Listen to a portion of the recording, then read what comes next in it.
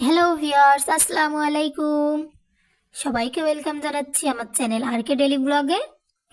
কাছে এবং দূরে যে যেখান থেকে আমার ভিডিওটি দেখছেন, আশা করি আল্লাহর রহমতে সবাই ভালো আছেন।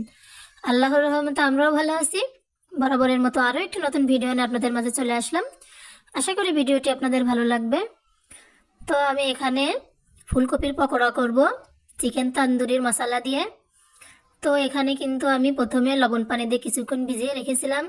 রেখে আমি ভালোভাবে ধুয়ে নিয়েছি। নিয়ে এখানে আবার আমি লবণ পানি দিয়ে একটু সিদ্ধ করে নেব। লবণ পানি দিয়ে দিয়েছি।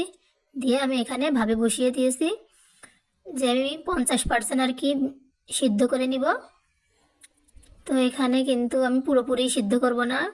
পুরোপুরি যদি সিদ্ধ করি না তাহলে আবার ভেঙে যাবে।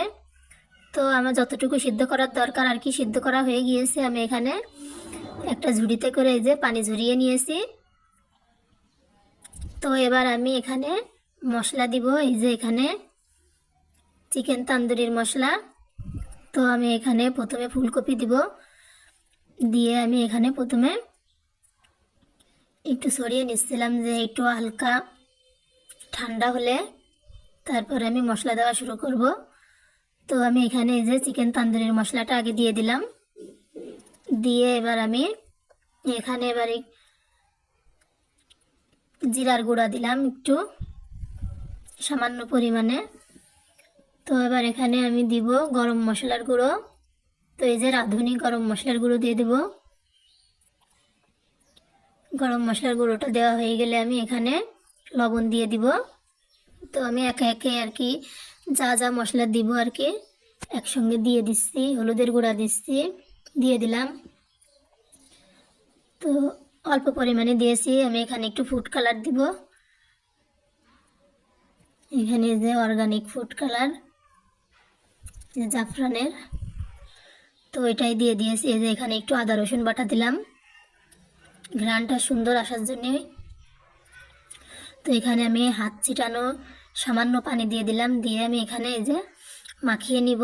মশলাগুলো আমি প্রথমে মাখিয়ে নিব। মাখানো হয়ে গেলে আমি এখানে চালের গুঁড়া দিব। আমি আটাও দিব না, বেসনও দিব না, শুধু একটু চালের গুঁড়া দিব। দিয়ে আমি এখানে ভালো করে মাখিয়ে নিব।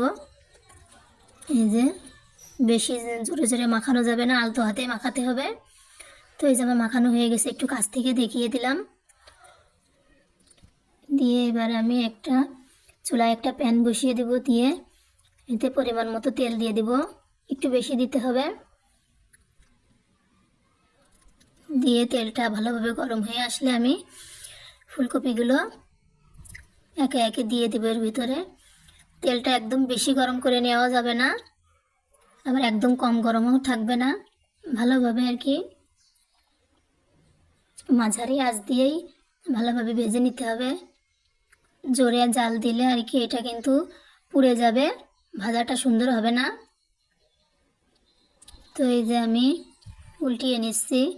এভাবে আস্তে আস্তে করে জাল করে 2-3 বার আর কি উল্টিয়ে এটা ভালোভাবে ভেজে নিতে হবে। তো এতক্ষণ ধৈর্য ধরে যারা যারা আমার ভিডিওটি দেখছিলেন সবাইকে অসংখ্য ধন্যবাদ। আমার ভিডিওটি যদি আপনাদের ভালো লেগে থাকে প্লিজ একটি লাইক দিয়ে দিবেন।